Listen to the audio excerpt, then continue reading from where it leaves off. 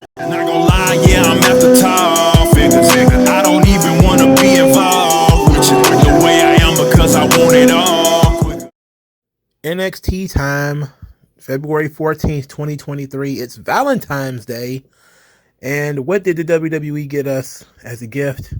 Well, it was an interesting show. Interesting. Got better near the end. And then it ended with a fart. I don't know. Okay, let's talk about this thing. Yeah. Tyler Bate defeats Grayson Waller. It's a pretty solid match. Really, to start, it was one of Grayson Waller's better matches. Tyler Bate is really good. He's a very muscular munchkin. He's a well-built little man, but he's still a very little man. Tyler Bate also isn't as over as he used to be. In the black and gold NXT, people bled for Tyler Bate. They thought he was the best. In this match, he got zero chants. The chants were either 1, let's go Waller, or 2, Waller sucks. There was no big strong boy like it used to be. That's gone. I don't know. I think even that fan from that era is gone. So all we got is people who either like Grayson Waller or don't like him. They don't care at all about Tyler Bate. Not really. So Tyler Bate wins fair and square. Referee tries to stop Grayson Waller from cheating. He was holding the ropes. And in the surprise, the distraction, Tyler Bate steals the win. During the match, Grayson Waller was beating up Tyler Bate, telling Sean, yelling at the camera, that Sean backed the wrong horse. So now that he lost, Grayson Waller blamed the referee. He was yelling at the ref. He then went backstage and immediately started picking a fight with Shawn Michaels at Gorilla, yelling at him. Road Dogg had to get up and move him away. Sean very angrily sent us to commercial break. Then Grayson Waller was kicked from the arena, and he was doing I believe it was a Twitter video where he talked about Sean being a stooge and how Sean should be thanking him for his presence in NXT, how he's the biggest star in NXT, yada, yada, yada. They're really building heavy this Shawn Michaels, Grayson Waller thing. And you know what? I'm interested, but I don't know what the payoff is going to be. If the payoff is going to be Grayson Waller versus some kind of mystery opponent, that could be okay. But you can't beat Grayson Waller to death and then expect us to care about him when you put him in there with a mystery opponent. I mean, they did this with Seth Rollins last year for WrestleMania. They just had Seth lose pretty much every damn week, and then he lost at WrestleMania. It was like, okay. I get that's the story that you're telling, but how about let's not do that? I'm still just sitting here. Look, Grayson Waller, I called it from the beginning. I thought this kid was really good. It's turning out that he is really good. Tyler Bate is a good wrestler. Like I said before, he's a good World of Sport style wrestler, but boy, he's a rice cake. He's small, no character or persona at all. He didn't have one in NXT UK. As a matter of fact, I mean, it's just amazing how weekly television exposes people who have no character. I mean, it's just tremendous how weekly television, you being on TV every single week, rather than you being a special occasion that pops up every now and again. When you're on TV every week, people want to know that there's going to be some tie between this and the next. And whenever guys don't have that, they don't have that story element, they don't have that character that carries you into their next segment or their next match or whatever, it just falls apart. And guys who do, it doesn't matter about their level of talent. It doesn't matter how good a wrestler they are. None of that matters. Once people see you enough, they make a decision. Okay? Either A, this guy's going to do or say something that's going to be interesting. I think I'll hold on here and I'll watch it to see what the interesting thing he's going to do and how it's going to lead into the next thing. Or B, he's just going to have a match. Therefore, I do not care because I can watch clips of a wrestling match, or I don't really care about matches at all. Or it's easier for you to watch a match because the characters involved are interesting. If you're not an interesting character, getting people to watch your matches is going to be a chore. That's just a fact. But that's something I've talked about 100 times on this channel. I don't need to repeat myself. All right. moving on. So it's Jensen's big day. He's finally got himself a date with Kiana James. He's nervous. He's nervous, little sunshine boy. He's nervous. He's back there trying to explain to Briggs what he's never done. Briggs thinks that he's never had sex before and thinks like, oh, that's no big deal. You ain't never had sex. Okay. You know, there's a lot of good young boys who ain't never done nothing like that. Then we find out that he ain't never even been kissed. To which Briggs tells him about the 90-10 rule, which I never heard about in my life. I've kissed quite a few girls. I've never heard of the 90-10 rule in my life. He then explains that you have to go 90% of the way, let her go the last 10. Okay. Okay. Then, because he can't get it, because Jensen's a moron, he can't understand. He thinks that the girl's supposed to go 90% of the way. Briggs decided they're going to test it out. And I'm telling you, I don't like these guys from the beginning for this very reason. So then Briggs decides that he's going to test the theory, the 90-10 theory, by going 90 on Jensen. So he turned his hat to the back and leaned very, very close to his face. And then told him, go 10. Go 10 now. I thought it was funny. It was funny. But, of course, before they kissed, the girls came in and interrupted it. Well, Fallon Henley came in and interrupted it. At that point, they told, Briggs told Fallon Henley that he never had kissed before. That Jensen never had a kiss before, rather. Then she gives him some advice that, again, I've never heard of in my life, that if she plays with her keys after the date, then she wants a kiss. I've never heard that in my life. I guess they're just doing stuff, you know, giving him, but it does sound like some weird stuff you would get from your friends. Like, you know, if she touches her hair, then, you know, it's like, I don't know, man. That stuff's kind of tricky. That's kind of tricky stuff there. You know, that 90-10 rule gonna lead you bad. I'm telling you, 100% bad. Cause she gonna be expecting you to go the whole way. I never see that 90-10 stuff in my life. That's like when those guys take pictures with girls and the hand hovering. Oh, that's creepy. That's creepier than just grabbing a girl, to be quite honest. Just that hand hover, or either over the shoulder or around the waist. Oh, that's weird. Ugh, that give me the creeps. Anyway, they're out having fun, Kiana James and Brooks Jensen. And Fallon Henley sees this and she's hating. At this point, Briggs is like, stop focusing on her and focus on Jensen. He's having fun. He's enjoying himself. He's on a date, because they're taking pictures and posting it on social media, whatever. So at the end of the night, they're finally about to go home or whatever. Kiana James had fun. It's a weird position because she's at the door, and Fallon Henley earlier has said that she knows that Kiana James was cheating on him, so she just can't keep it to herself. So they somehow just make it to Kiana James' house just in time to interrupt the 90-10. And Fallon Henley blurts out that Kiana James has been cheating on Jensen with some guy named Zach. That she's on the phone said that she loves Zach. Kiana James says, of course I love Zach because he's my brother. Which I got secondhand embarrassment. That secondhand cringe is powerful stuff, man. That's some real powerful juju. When you get that secondhand cringe, ooh boy. That's bad stuff. Anyway, Fallon Henley got embarrassed. She ruined Jensen's night. Briggs was disappointed in her. And you know what?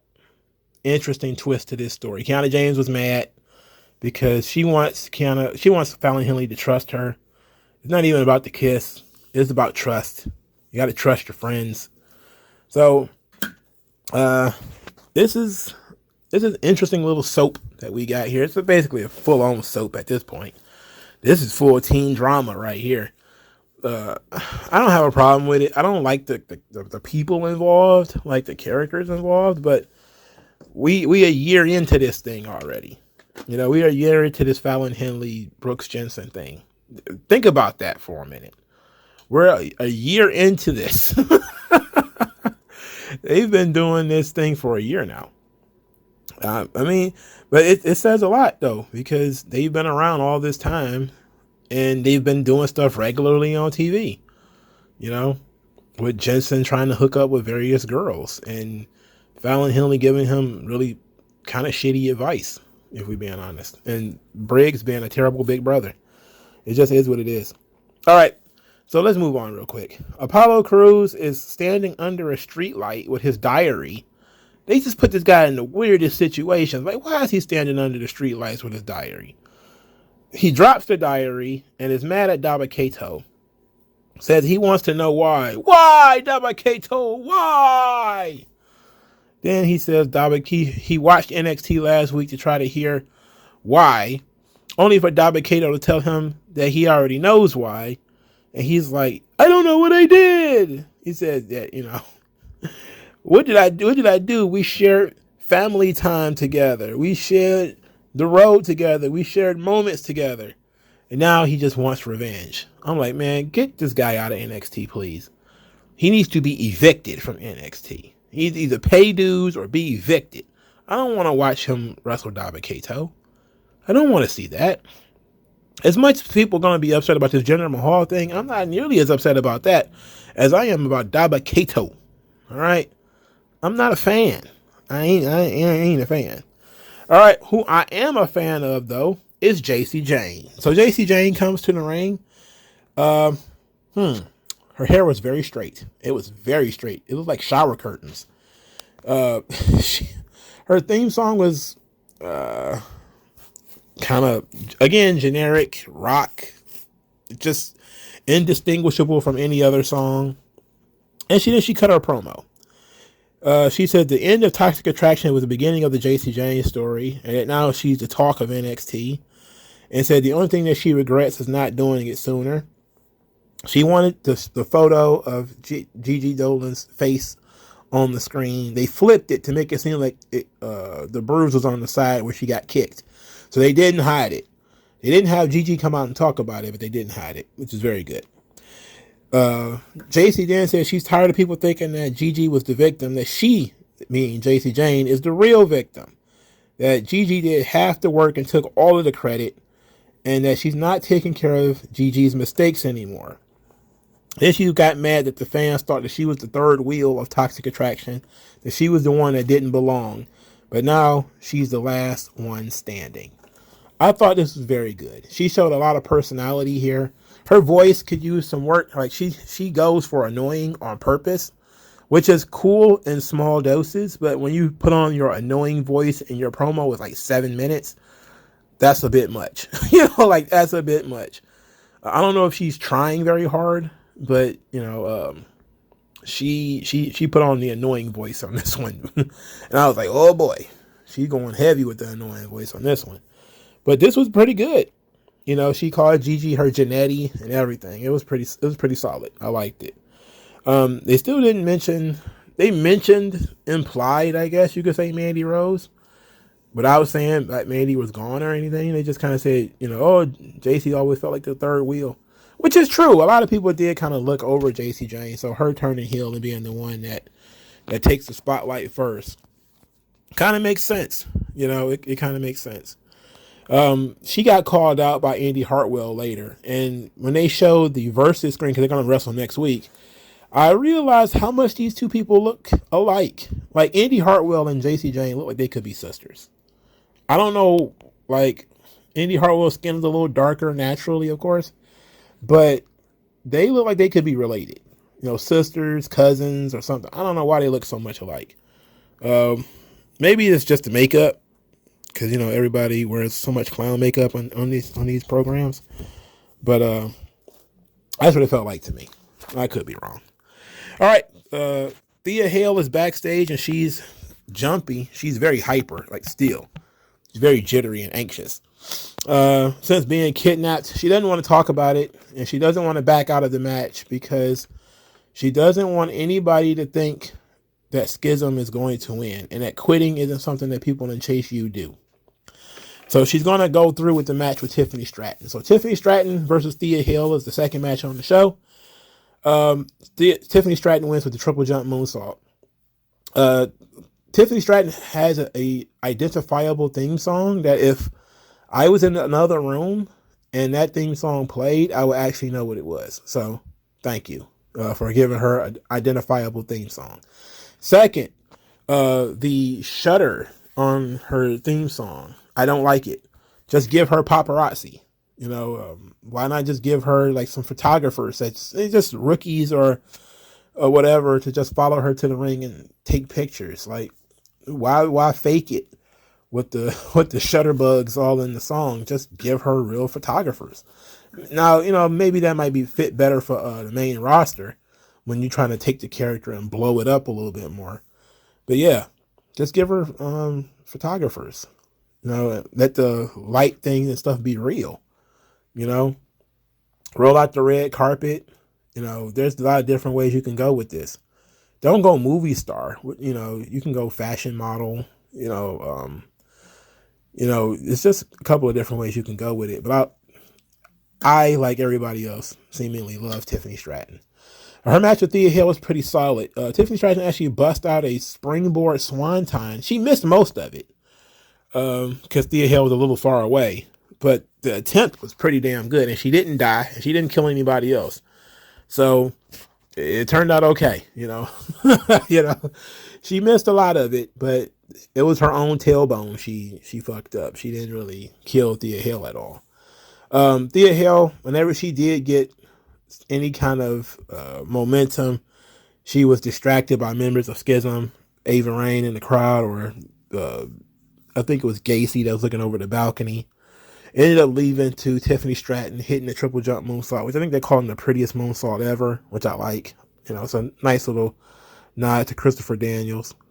And Tiffany Stratton wins. Now, interestingly enough, Tiffany Stratton was interviewed by some jabroni. I don't remember who the jabroni is, but I saw this interview on Twitter. It was like a couple of minutes. And she was talking about, getting into wrestling and everything. And I was pretty interested, so I stopped to see what it was about.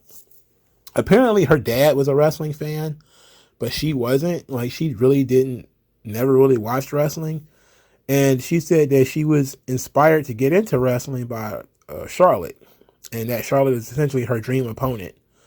And listen, she doesn't seem to have that mark in her, But the one thing I did see is it's very interesting because I think like she's like the eighth person.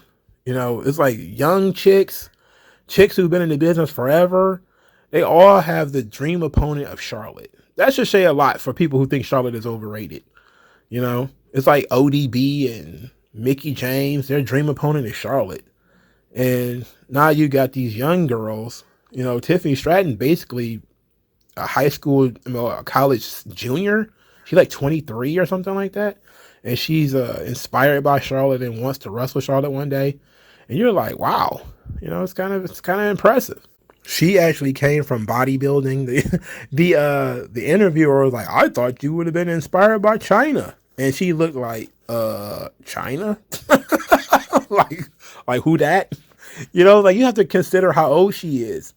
Like the girl is like literally 20. If she's 25, I'll be surprised.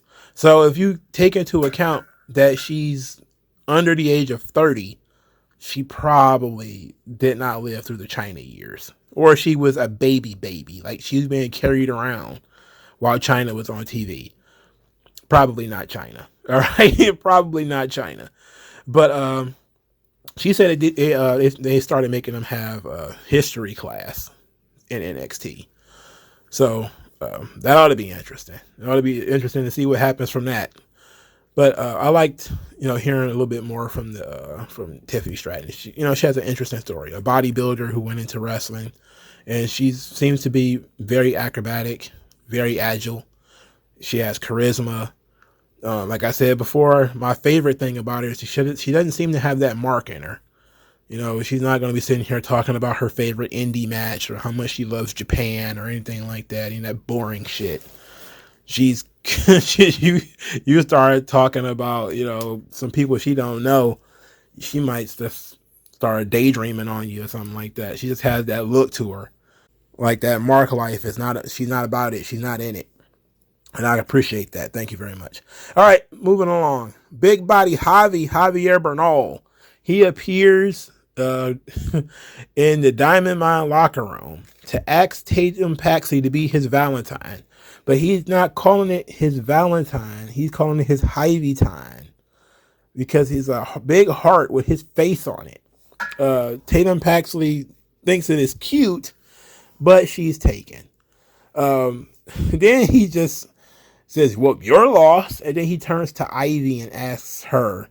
And Ivy plays along like she's going to be his Hyvie time. And then she puts him in the Dragon Sleeper. Kind of chokes him out.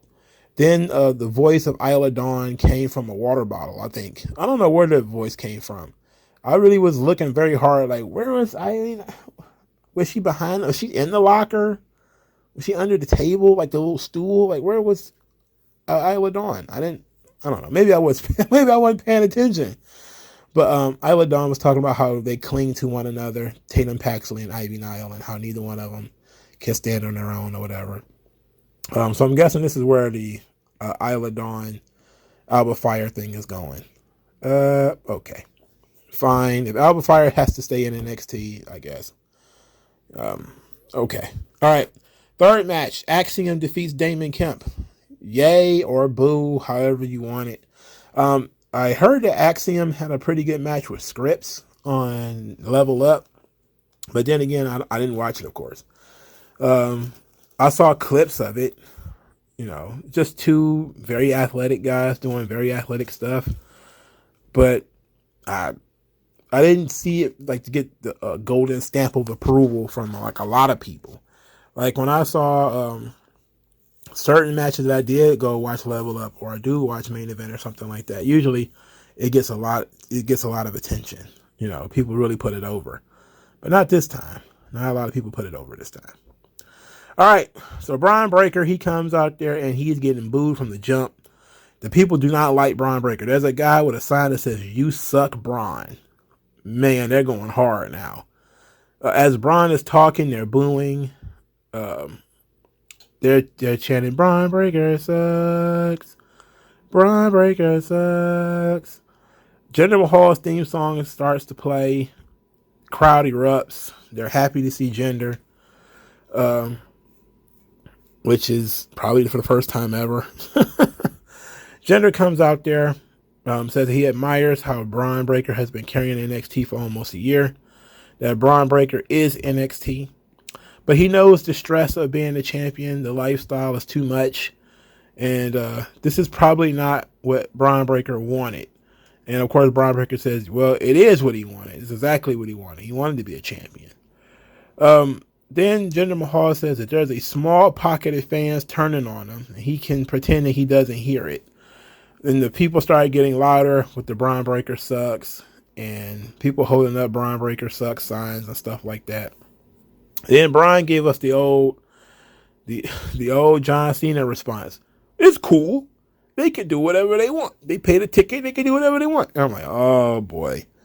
Oh boy. Oh boy. So Jinder Mahal starts talking about how, you either die young or live long enough to become the villain. And Bron Breakker is becoming the villain. Then he says that times are changing in NXT. That Bron Breakker is tired. He's vulnerable. He's weak. And he challenged him to a match for the NXT Championship. Bron Breakker made a joke about Indu's Cher and Jinder Mahal being the new 3MB and asked which one of them played the guitar before accepting.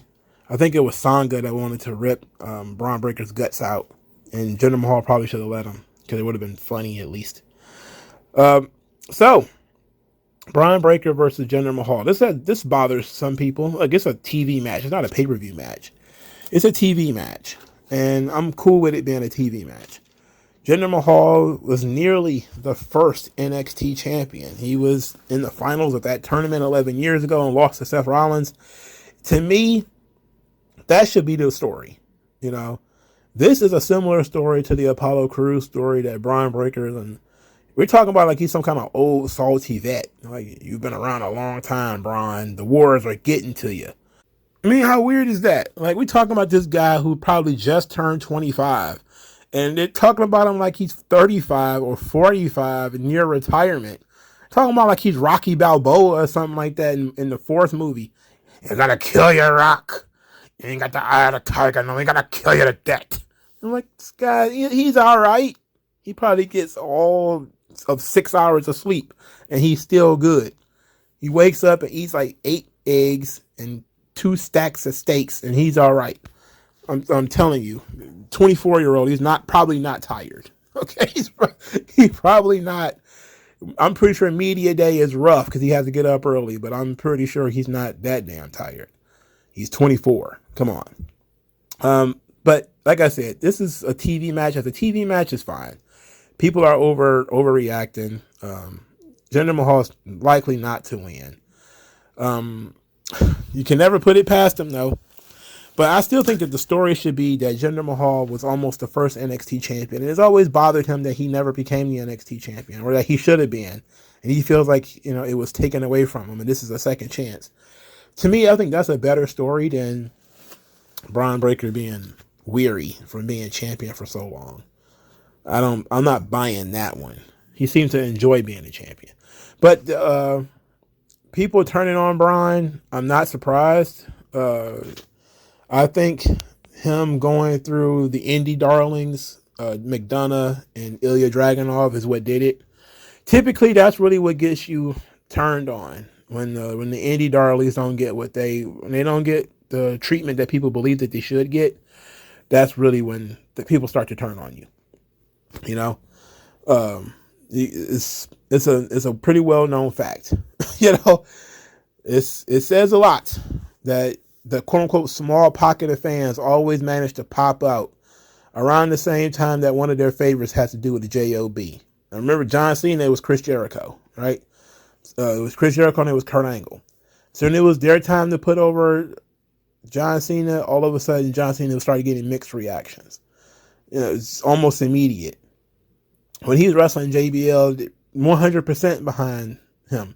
And this is why they end up putting terrible people in these positions and not people who you think are actually good. You would think, it would be a great match if it was this guy versus this guy. And it's like, yeah, but then people will boo him out of the building. I mean, the Hogan and Jake Roberts thing, right? You think Jake Roberts would be a perfect opponent for Hulk Hogan?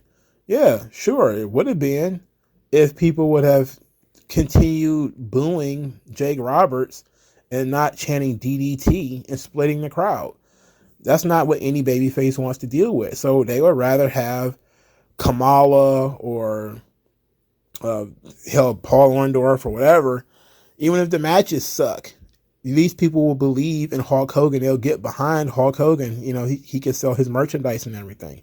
Whenever they put people in the ring with these indie darlings, this stuff just happens to them. The small pocket of fans, those are the people that prefer the indie darling or the guy that they already know. Those were the people who were upset about Ciampa having to lose the belt to Bron Breakker, but at least Ciampa beat him one time. But this whole JD McDonough, Tyler Bate thing is too much for them. They can't handle it. Bron beating Gunther is too much for them. They can't handle it. So I get it, but you have to think about it. This is why you don't just book who you think will have a good match against each other. You have to consider who could bring out the best and who could get the crowd the way that you want them. Jinder Mahal is a great opponent because, he has a sizable fan base. Believe it or not, Jinder Mahal does have people who like him. I like him. I think that he could have been utilized better at the top. But when you're dealing with a crowd who wants to turn, you don't feed into it. You don't just you do give them top guys to wrestle, but you don't feed it. You don't just constantly feed into it. And this is what WWE's main problem is. They constantly feed into it. It's like, no, don't feed into it. Don't give into it. They gave in, screwed Lex Luger. They gave in, screwed Edge. Gave in, screwed Batista out of his match with Randy Orton. Sure, it was a great moment with Daniel Bryan, but you had to turn Batista heel to do it and all this kind of stuff. It was ridiculous, you know? And that's the situation you got when you don't utilize baby faces and heels appropriately. And you don't tell the right stories, you know? And you don't do babyface versus babyface continuously over and over and over again. Because that's another reason why guys keep getting flipped like this. Is you keep taking your baby faces and putting them up against other baby faces. I mean, again, when John Cena had to wrestle Chris Jericho was a baby face. So the crowd chose Jericho because he's the guy that everybody already knows. He's the guy who hadn't been champion in a little while. I think it had been like 2 years at that point. With Roman Reigns, he kept wrestling baby faces on TV. And then you had Braun Strowman, who was becoming a babyface because he was beating up Roman Reigns every damn week. So people are very sensitive to that kind of thing. They think that they're above it, but they're not. The wrestling fans are the same as they were in the 80s and in the 70s and everywhere else. If you want to keep turning people heel, what you do is you keep having them fight the other good guys. It even happens in comic books. Iron Man kept getting put in situations where he was fighting other good guys and ended up turning them heel. People were kind of like, yeah, you know what? Folks hate Iron Man. It's like, yeah, because Iron Man keeps starting fights with Captain America and Thor and everybody else. How about not doing that? How about not writing him to be a dickhead? And then, people stop hating him. How about that? But it's the same thing. It's simple storytelling. Baby faces and heels, those two things should not cross paths unless, somebody's about to turn. Otherwise, you're going to force a turn. And every single time they keep forcing a turn. You got to think about it. You got to be smarter than that. And they just keep doing it. It's dumb. I don't get it. Another good example of that is Sid and Shawn Michaels from Survivor Series 96. Sid goes into that match a babyface, believe it or not. And he's turning heel that night, of course. You've seen it. But the crowd didn't give a damn. They hated Shawn Michaels at that point. They didn't care that Sid was going to give Jose Lothario a heart attack. Good. Jose Lothario could die twice, and they wouldn't care. They hated Shawn Michaels. They was done with him. And they put him in their ring with another babyface and Sid. Thinking, we'll turn Sid heel in the match. Like, no, you turn Shawn heel at the ringing of the bell. So the crowd made their decision. Now you got to make yours. The thing is, man, they got to stop doing that. It's silly to keep doing it. I don't know why they think they can buck against that system. It doesn't work. All right. So Sol Ruka, they did a nice little video package on her finally. So Sol Ruka, they show a picture of her parents, which no doubt is a response to everybody talking about why is Sol Ruka on the Black History Month poster. They showed a picture of her daddy. To make sure everybody got the picture. So she talked about her parents told her that if she got a college degree, she could do whatever she wanted. And so she started picking out all these little hobbies like gymnastics and skateboarding and snowboarding and all this kind of stuff. And she basically she made herself sound flighty. Like I'm a free spirit, man. I do what I do. But it's kind of like you sound like you have no dedication to anything. This is the one thing. Like, I know she's a kid. And she's got to be under the age of 25. But when she starts talking about all the different things that she did, it's like, okay, well, what are you like legitimately good at? Like what are you good at? Like, wrestling is just one of those things that you pick up and put down. I don't know. Like, that's a weird way to present this character. I don't know. I don't know why you would do that. In any event,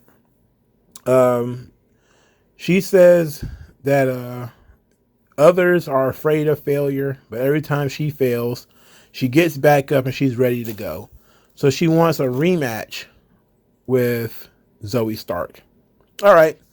This was fine. We got to know a little bit more about Sol Ruka. We got to see her parents. We got to hear what her character is supposed to be about. Still not a lot of character work being done here, but it's better than it was. And I want to at least give them some credit for that. I want to at least give them some credit for it being better than it was. So, all right. Too bad she's going to be stuck permanently with Zoe Stark. I'm not a fan. Not a fan. KC Squared strolled into Roxanne Perez and Meiko Satomura's locker room to apologize for their aggression last week, saying that they were just frustrated from having lost the titles. But, they still wanted to have the match after Roxanne suggested that they may not want to have the match anymore. But, of course, it would be an honor for them to have a match with Meiko Satomura. It would be an honor. Why, thank you. Konnichiwa. Ganbare, or whatever, right? Very weird. When Meiko Satomura and Roxanne Perez defeated KC Squared, because it's always the case that the former tag team champions lose to two made-up teams. Literally all the time. Whatever. Meiko Satomura wants a title shot. That's essentially why she did this. She did this so she can get a title match. This was the main event of the show. It had no business main eventing the show, because that means that the show went off the air with Meiko Satomura and Roxanne Perez staring at each other, and Roxanne Perez with the belt in the air. It should have been in the first match, if we're being honest. I respect Meiko Satomura too. I like her. She's pretty good. That empty, it wasn't an empty arena match, but it was like a match she had with Asuka, where it was like a lot of drums and things like that. It was really fun stuff. So she's a really good wrestler, but main event, I don't see why. I'm not sure why it was the main event. Why would KC Squared ever be in the main event of a TV show? I don't know.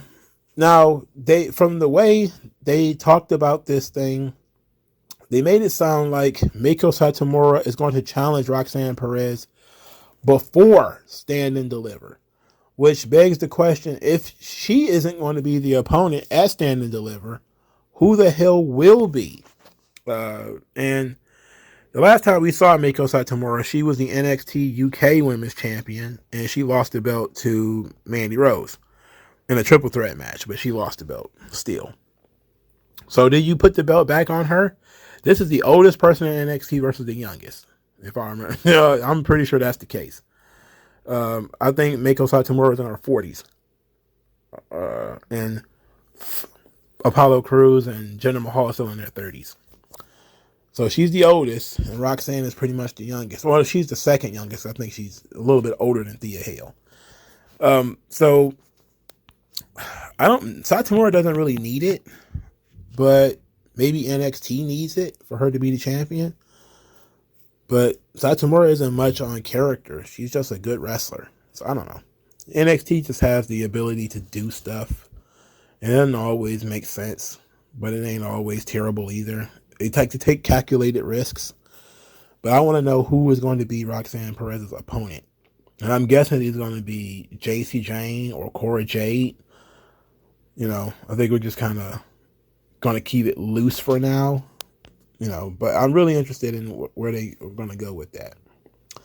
All right, moving on. Wesley had an open challenge for the North American title.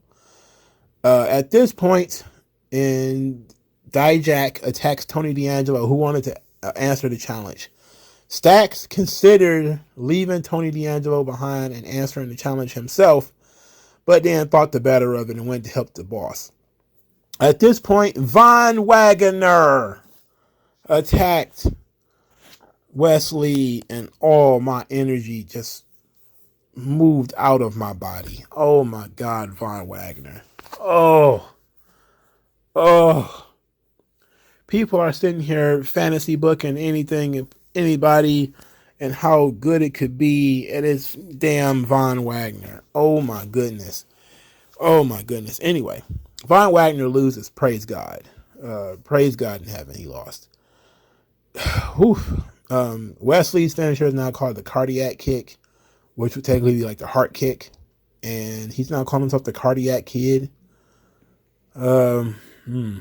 Is this the gimmick? I don't know what it's supposed to be. I'm not sure what's going on here. Yeah, I'm not sure what's happening here. I didn't like any of this. Von Wagner sucks. Later in the show, Rob Stone says that Von Wagner lost because he has no connection to the fans. He has no connection to Rob Stone. He has no connection to anything. He continuously says, "Help me, help you." Said he has had no time to deal with anybody who has their walls up. You got to break your walls down. I'm like, ugh, this is not good. I don't like Von Wagner. It's been a year.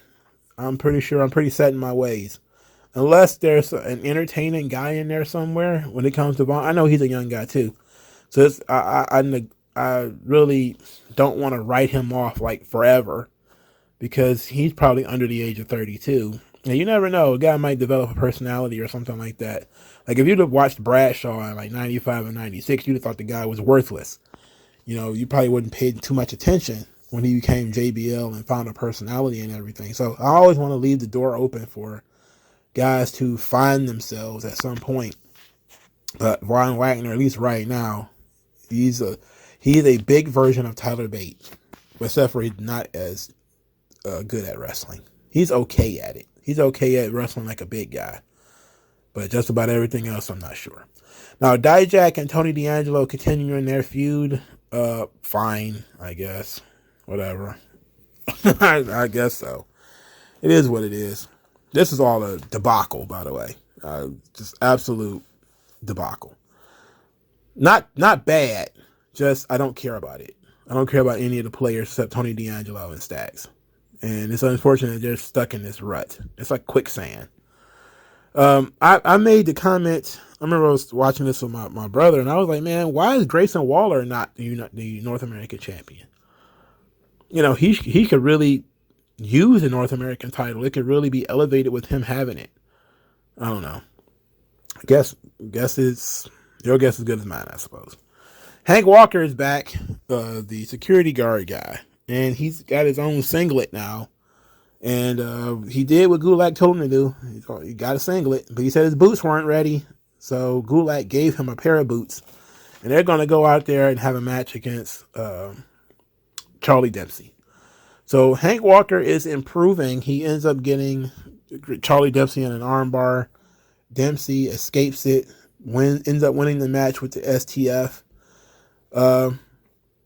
At that point, Gulak was sort of disappointed. Then Dempsey put him back in the STF, and it looked like Gulak was going to walk off, like he was going to leave Hank behind. And instead, he got up on the ring apron, and Charlie Dempsey let it go. Then Dempsey got on the ring apron, and then they left together, which, you know, I think we all saw that coming. But Hank is in the ring, just twisted and bent and embarrassed and humiliated and left in the dust.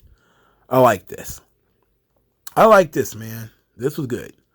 Charlie Dempsey is now hanging out with Gulak. They're probably going to do some version of Catch Point or something where Charlie Dempsey is going to add some character to him. Gulak can be a personality guy if you give him a chance. And he could add personality to Charlie Dempsey, who is going to be sort of the Solo Sikoa of this situation, the straight man, the very business guy. He's not going to be the laughy, jokey type, but he just going to need some personality. And Gulak can do that. Gulak can help. You know, so this ought to be great. Even if he's just in a coaching role, that could be very good. I like that. Okay. Gallus was in the billiards hall playing pool, because that's what you do when you're in the billiards hall. Pretty Deadly came in and to observe, and then said if they beat them in a game of pool, they won a tag team title match. So we got a long montage of Pretty Deadly losing in pool and having to buy Gallus beer to keep them to play. And then eventually Gallus said that all they had to do was ask. They're not New Day. They're not going to make them jump through any hoops. But they're left with this this CVS receipt of a bill that they now have to pay because Gallus drank them under the table. I like Pretty Deadly. I don't know why they have to keep losing to these guys.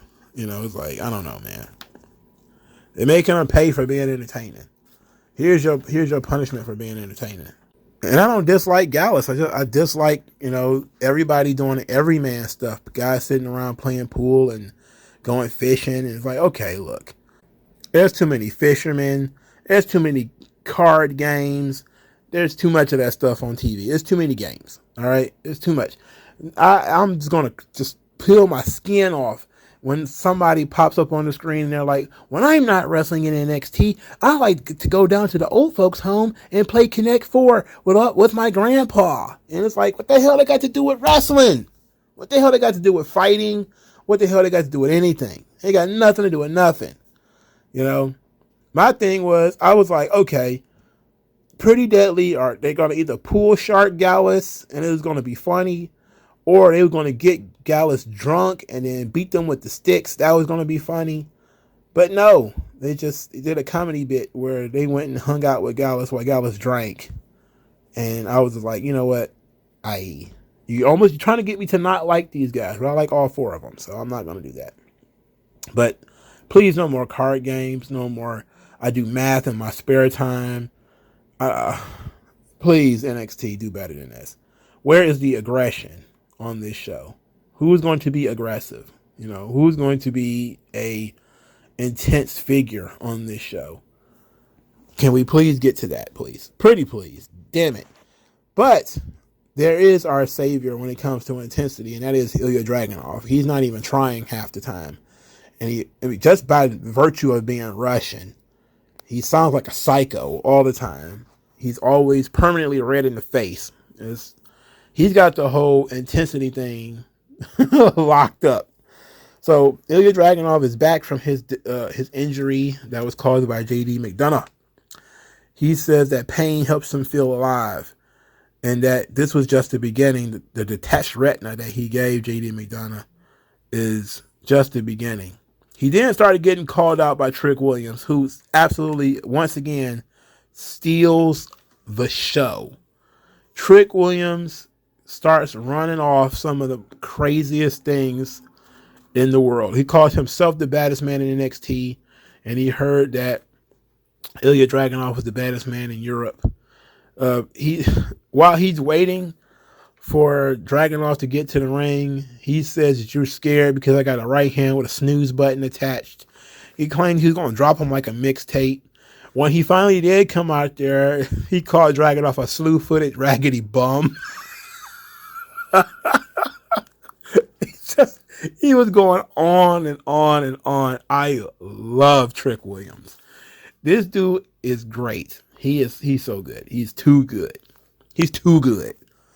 So I can't believe these people actually sat and listened to Trick Williams ramble for 3 or 4 minutes, and when nobody, I've been standing up clapping at this guy by this point. This guy's great, like legit great. So a slew-footed raggedy bum. Anyway, Ilya Dragunov gets in the ring, says that Trick Williams is very entertaining, but he's not there for fun. And then he just gets snuffed by Trick Williams. Trick Williams snuffed him. Then he jump kicked him in the head because people don't know how to fight anymore. People start doing things that you would never do in a fight. Jump kicks, forearm shivers, stupid things. Anyway, that gave Trick Williams something to sell so JD McDonough could come out. And he came out of the chute, and he wants Ilya Dragunov arrested for detaching his retina. But what he's going to do to him is going to be far worse. And while he had Dragunov's attention, Trick Williams attached Drag from behind and stomped him, beat him up, and stuff like that. JD McDonough teased like he was going to get in the ring and continue beating up on Dragunov, but then Dragunov got up and he thought the better of it and left. All right, this is an interesting little 3-way feud we got here. I'm interested in anything Trick Williams is doing. The guy rules. All right, the guy is very good. JD McDonough and Ilya Dragunov, it just feels like the good match fairy is at it again. We want to have a good match. So we're going to have these guys wrestle each other again. They're in a permanent feud between the two of them. What doesn't need to be the case, but I mean, what can you do? Sean's doing his thing here. All right. After this, Trick Williams is very excited. He goes to the locker room. Carmelo Hayes is talking to himself basically about Jinder Mahal jumping the line to get a title match. He doesn't like that too much. But Carmelo Hayes is now has to be faced with Trick Williams being absolutely full of himself, calling himself the baddest man in NXT. He said he was 6'4", all chocolate. It was excellent. He again went off on so many incredible lines. I couldn't keep up with him. I just could not keep up with the stuff he was saying. Eventually, Carmelo Hayes started paying attention to what Trick Williams was talking about, and they agreed that Trick Williams is the GOAT and that, you know, Trick Williams should be NXT champion. I mean, they didn't agree to that, but that should definitely happen. Carmelo Hayes is not going to agree that Trick Williams should be NXT champion. But they did sort of plant a seed that Trick Williams has got a mind of his own. He's going to do his own thing, and it might distract Carmelo Hayes from what he wants to do. So that seemed to be put in this scenario here. So that's NXT, and it's a lot to talk about, you know. And I always like having shows where there's a lot to talk about, a lot to analyze. And this show had a lot to talk about, a lot to analyze. A lot of people are going to be, Jinder Mahal, oh my God. Or other people are going to be like, oh my goodness, Jinder Mahal, huh? I wonder how that's going to happen.